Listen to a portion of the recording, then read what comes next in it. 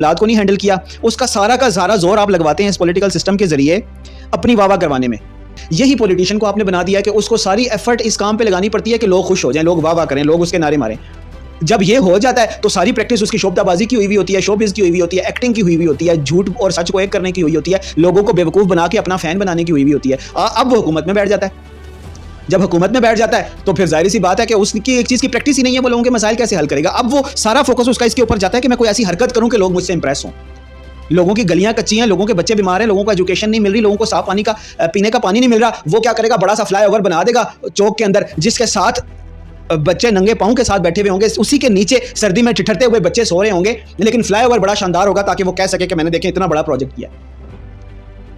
वो ऐसा कोई मीनार बनवा देगा, ऐसा कोई चौक खूबसूरत बनवा देगा कि जिसके ऊपर उसकी तख्ती लग सके और लोग कहें कि जी इस बंदे ने बड़ा शानदार काम किया। तो ये पॉलिटिशियंस इसी तरह से डिज़ाइन होते हैं और इसी तरह से सामने आते हैं। तो इसकी